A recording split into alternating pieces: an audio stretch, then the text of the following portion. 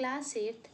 आज मैं आपकी हिंदी की पूरक पाठ्यपुस्तक भारत की खोज से पाठ 2 तलाश से चौथा भाग समझाने जा रही हूँ। जैसा कि बेटा मैंने आपसे पहले ही कहा था कि ये जो पाठ है, ये जो चैप्टर है, ये बहुत बड़ा है, इसलिए मैं आपको इसका एक एक भाग ही समझाऊंगी। तो मैंने आपको पाठ 2 तलाश से 3 भागों को समझा दिया है। आज मैं आपको इसका चौथा भाग भारत की माता समझाने जा रही हूँ। क्लास 8 मुझे पूरी आशा है बेटा आपसे कि जितना मैं समझाती हूँ आप उसे स्वतः भी समझने का प्रयास करते होंगे। तो चलिए क्लास 8, अब आप समझिए चौथा भाग भारत माता। अक्सर जब मैं एक के बाद एक सभा में जाता तो श्रोताओं से मैं अपने इस देश की चर्चा करता, हिंदुस्तान की और साथ ही भारत की, जो जाति के संस्थापक भरत के नाम पर आधारित इसका प्राचीन संस्कृत नाम है। भारत।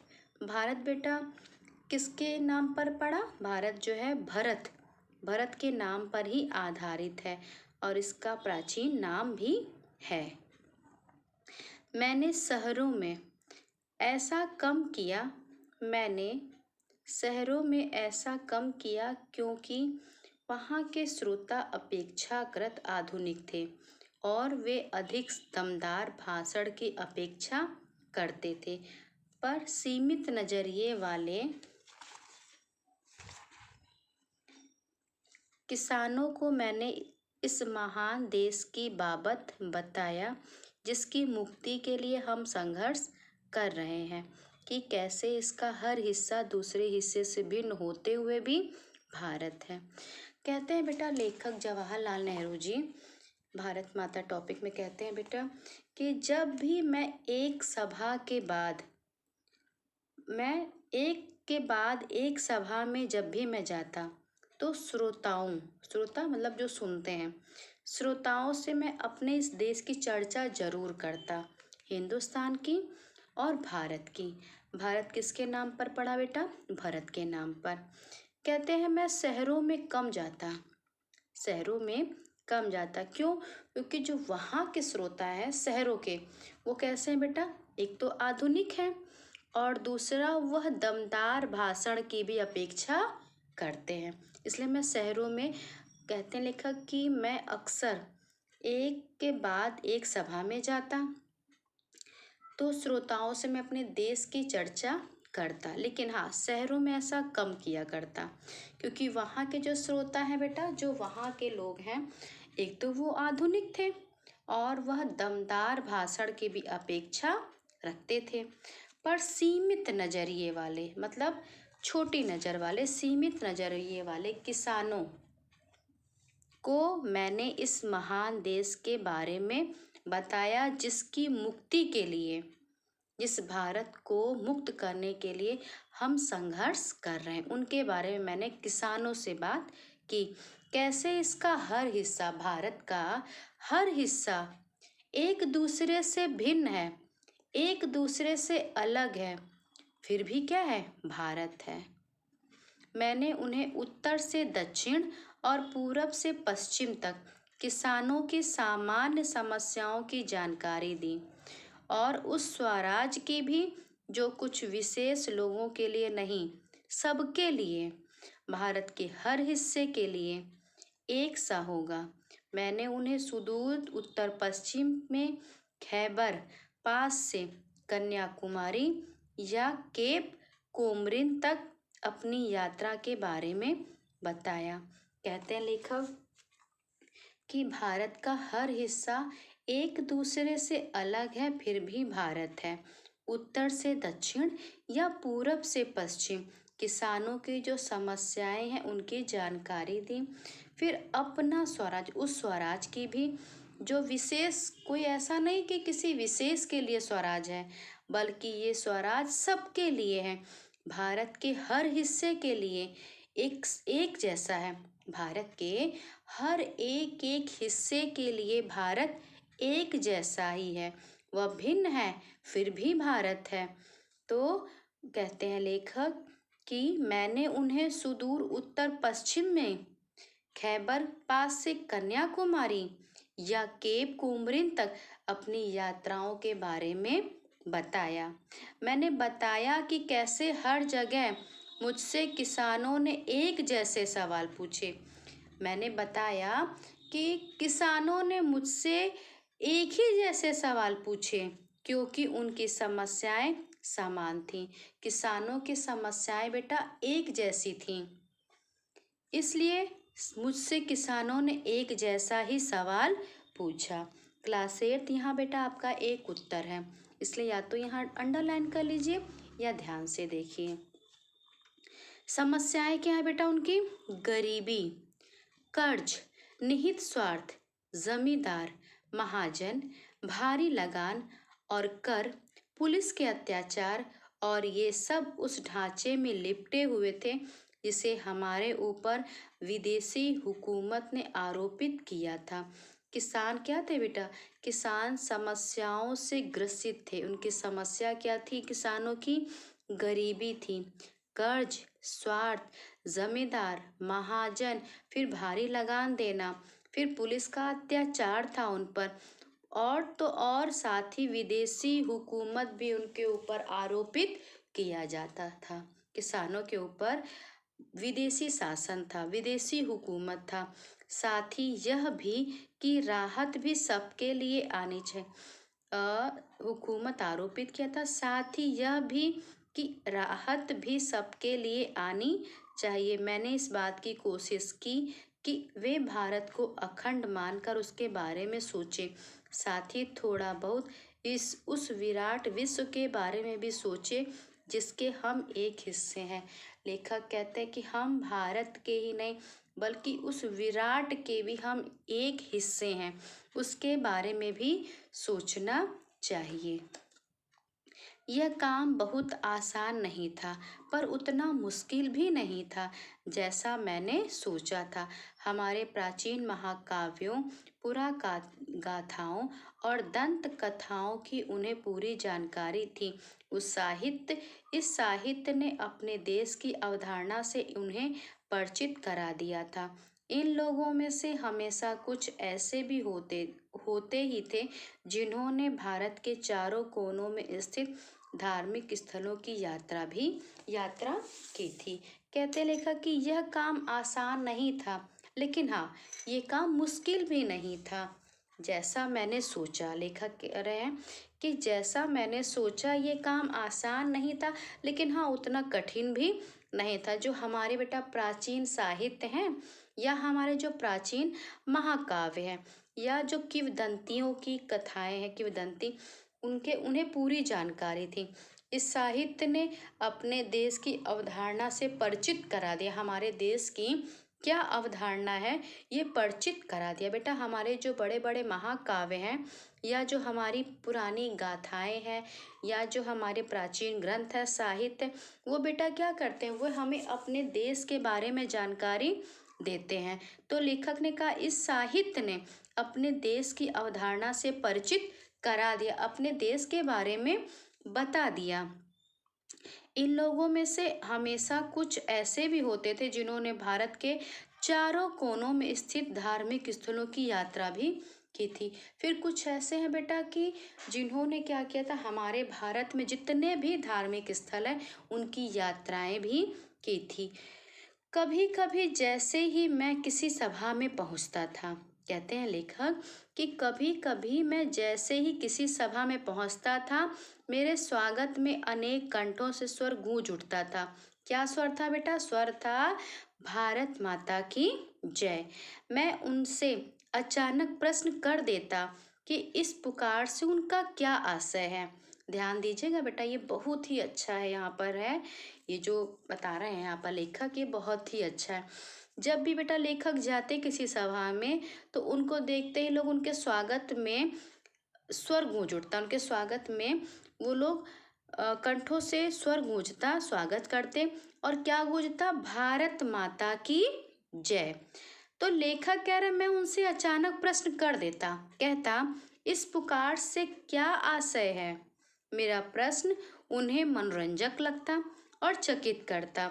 उनकी ठीक ठाक समझ में नहीं आता कि वो मुझे क्या जवाब दें, और तब वे एक दूसरे की ओर फिर मेरी ओर ताकने लगते। मैं बार बार सवाल करता जाता, आखिर एक हट्टा कट्टा जाट जिसका ना जाने कितनी पीढ़ियों से मिट्टी से अटूट नाता है, जवाब में कहता है, यह भारत माता हमारी धरती है, भारत की मिट्टी, भारत की प्यारी मिट्टी। मैं फिर सवाल करता, अरे कौन सी मिट्टी? उनके अपने गांव के टुकड़े की या जिले और राज्य? कहते लेखक कि जब मैं बेटा किसी सभा में जाता तो मेरा स्वागत होता और वहाँ कंठों से एक स्वर गूंज उठता। स्वर होता, भारत माता की जय। फिर मैं उन्हीं लोगों से प्रश्न करता कि भारत माता की जय, तो मैं पूछता कि इस पुकार से तुम्हारा मतलब क्या है, क्या आशय है? तो मेरा प्रश्न उन्हें बहुत ही ज़्यादा मनोरंजक लगता, उन्हें आश्चर्यचकित करता। उन्हें ठीक में समझ में नहीं आता कि मैं क्या पूछ रहा हूँ। वो कभी एक दूसरे को देखते, कभी वे मुझे देखते। तो मैं बार बार सवाल करता जाता। तब तक आखिर हट्टा कट्टा एक जाट, जाट मतलब कि पंजाबी, एक जाट जिसका ना जाने कितनी पीढ़ियों से बेटा मिट्टी से अटूट नाता है, जवाब में कहता है, यह भारत माता की जय। तो भारत माता हमारी धरती है, भारत की प्यारी मिट्टी। फिर मैं सवाल करता, कौन सी मिट्टी?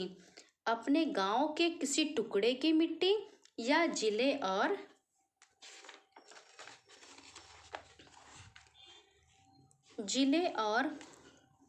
जिले के तमाम टुकड़ों की या फिर पूरे भारत की मिट्टी? प्रश्नोत्तर का यह सिलसिला तब तक चलता रहता जब तक वे प्रयत्न करते रहते और आखिर में कहते कि भारत वह सब कुछ तो है ही जिन्होंने भारत तो है ही जो उन्होंने सोच रखा है, उसके अलावा भी बहुत कुछ है। भारत के पहाड़ और नदियाँ,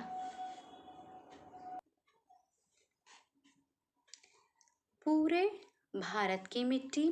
प्रश्नोत्तर का ये सिलसिला तब तक चलता रहता जब तक वे प्रयत्न करते रहते और आखिर में कहते कि भारत वह सब कुछ तो है ही जिन्होंने सोच रखा है, इसके अलावा भी बहुत कुछ है। लेखक कह रहे हैं कि जाट, जाट से मैंने पूछा किसकी मिट्टी? जब उसने उत्तर में कहा कि भारत देश की प्यारी मिट्टी, तो मैंने उससे पूछा कौन सी मिट्टी? तुम्हारे गांव के किसी टुकड़े की मिट्टी या फिर जिले के तमाम टुकड़ों की या पूरे भारत की मिट्टी? तो प्रश्नोत्तर का बेटा यह सिलसिला तब तक चलता रहता जब तक वह कोशिश करते रहते और आखिर में वह कहते कि भारत वह सब कुछ तो है जिन्होंने उसे जैसा सोच रखा है। जैसी बेटा हमारी सोच है वैसा ही हमारा भारत है, तो उन्होंने सोच रखा है वही कुछ तो भारत है। इसके अलावा कहते लिखा कि और भी बहुत कुछ है भारत, जैसे भारत के पहाड़ और नदियाँ, जंगल और फैले हुए खेत जो हमारे लिए खाना मुहैया करते हैं, सब हमें प्रिय। भारत में और क्या है बेटा? भारत में पहाड़, नदियाँ, जंगल, फैले हुए खेत जिनसे बेटा हमें भोजन मिलता है, सब हमें प्रिय। भारत का बेटा एक एक कोना हमें प्रिय है, लेकिन जिस चीज का सबसे अधिक महत्व है वह क्या है? वह है भारत की जनता। लेखक ने कहा कि भारत का एक एक कोना मुझे प्रिय है, भारत के पहाड़, नदियाँ, जंगल, फैले हुए खेत जो हमें भोजन देते हैं, लेकिन उन सब से भी अधिक जो महत्व रखता है वह है भारत की जनता। उनके और मेरे जैसे तमाम लोग, वे सब लोग जो इस विशाल धरती पर चारों ओर फैले हैं, वे सब भारत की जनता है जो इस भारत की विशाल धरती पर चारों ओर फैले। भारत माता मूल रूप से यही लाखों लोग, भारत माता मूल रूप से यही लाखों लोग हैं और उसकी जय का अर्थ है इसी जनता जनार्दन की जय। मतलब भारत की जय मतलब कि भारत की जनता की जय। मैंने उनसे कहा कि तुम भारत माता के हिस्से हो। मैंने जहाँ सभा की, मैंने उन लोगों से कहा कि तुम सब भारत माता के हिस्से हो। एक तरह से तुम खुद ही भारत माता हो। एक तरह से लेखक ने कहा कि तुम खुद ही भारत माता हो। जैसे जैसे यह विचार धीरे धीरे उनके दिमाग में बैठता जाता, उनकी आंखें चमकने लगती, मानो उन्होंने कोई महान खोज कर ली हो। तो लेखक ने बेटा आज कितना अच्छा बताया कि भारत माता की जय, जब वो सभा में गए तो उनको देखते ही लोग क्या कहते, भारत माता की जय। तो उन्होंने पूछ लिया, तुम वास्तविकता में किसकी जय करना, भारत माता क्या? तो जाट से उन्होंने जब प्रश्नोत्तर किया तो उससे क्या मिला, तो उन्होंने बाद में क्या कहा कि नहीं, असली में भारत की जनता की जय। उन्होंने कहा कि जो सब भारत में तो हर एक कोना कोना ही विशेष है, लेकिन जो सबसे अधिक महत्व है वह है भारत की जनता। कहा लेखक ने कि जनता जनार्दन की जय। कहा कि इस धरती पर, भारत की धरती पे चारों ओर जो फैले हैं वही लाखों लोग हैं, और उनकी जय का अर्थ है जनता जनार्दन की जय। जैसे जैसे यह विचार बेटा उनके दिमाग में बैठता, उनकी आंखें चमकने लगती, जैसे लगता कि वास्तविकता में उन्होंने भारत की खोज कर ली। भारत की विविधता और एकता बेटा ये भी बहुत ही ज़्यादा महत्वपूर्ण है, इसलिए आप इसको भी बहुत अच्छे से पढ़िएगा। भारत की विविधता अद्भुत है, प्रकट है, वह सतह पर दिखाई पड़ती है और कोई भी उसे देख सकता है। इसका ताल्लुक शारीरिक रूप से भी है और मानसिक आदतों और विशेषताओं से भी है। बाहर से देखने पर उत्तर पश्चिमी इलाके के पठान और सुदूर दक्षिणवासी के तमिल में बहुत कम समानता है। इनकी नस्लें भिन्न हैं, हालांकि उनके भीतर कुछ समान सूत्र हो सकते हैं। भारत की विभिन्नता और एकता, मतलब भारत की विविधता और एकता। भारत की विविधता बेटा अद्भुत है, अनोखी है, प्रकट है, दिखाई देती है, वह सतही पर दिखाई पड़ती है। उसे कोई भी, भारत की जो एकता है बेटा उसे कोई भी देख सकता है, और इसका बेटा संबंध, इसका ताल्लुक शारीरिक रूप से भी है, मानसिक रूप से भी है, मानसिक आदतों और विशेषताओं से भी है। बाहर से देखने पर बेटा पता चलता उत्तर पश्चिमी इलाके के पठान और सुदूर दक्षिणवासी के तमिल, बहुत कम ही समानता है बेटा इनमें। इनमें समानता मतलब कि पश्चिम, उत्तर पश्चिम इलाके के पठान और दक्षिणवासी के तमिल, बेटा अगर इनको देखेंगे तो बहुत कम ही समानता इनमें है। उनकी नस्लें भी अलग हैं, भिन्न हैं, हालांकि उनके भीतर कुछ समान सूत्र हो सकते हैं। वे चेहरे और शारीरिक गठन में, खाने और पहनावे में, भाषा में एक दूसरे से भिन्न होते हैं। वे बेटा चेहरे में, साथ ही शारीरिक बनावट में, खाने में, पहनावे में, भाषा में एक दूसरे से अलग होते हैं। उत्तर पश्चिमी सीमांत प्रदेश में मध्य एशिया की गमन तो है ही, वहाँ के बहुत से रीति रिवाज जैसे कश्मीर के भी हिमालय के उस पार के देशों की याद दिलाते हैं। मतलब लेखक भारत की विविधता में और एकता, वह कहते हैं कि भारत की जो ये विविधता है यह अद्भुत भी है, प्रकट भी है, दिखाई भी पड़ती है, उसे कोई भी देख सकता है। इसका संबंध शारीरिक रूप से भी है, साथ ही हमारी आदतों और विशेषताओं के द्वारा भी है। किस तरह से है बेटा भारत में विविधता और फिर एकता, किस तरह से है? तो इसके लिए बेटा आपको जो ये भाग है भारत की विविधता और एकता, इसको आप ध्यान से पढ़िए और अच्छे से पढ़िए। क्लास 8 आज आपको जो पढ़ना है भाग, वो पढ़ना है भारत माता और भारत की विविधता और एकता। और याद रखिएगा बेटा मैंने आपको यहाँ तक समझाया, मतलब पेज नंबर 12 तक मैंने आपको समझाया। इसके आगे का भाग बेटा मैं आपको बाद में समझाऊंगी। तो क्लास 8 आज आपको क्या करना है, आज आपको बेटा भारत माता का टॉपिक और भारत की विविधता और एकता ये पूरा पढ़िएगा और समझने का प्रयास कीजिएगा।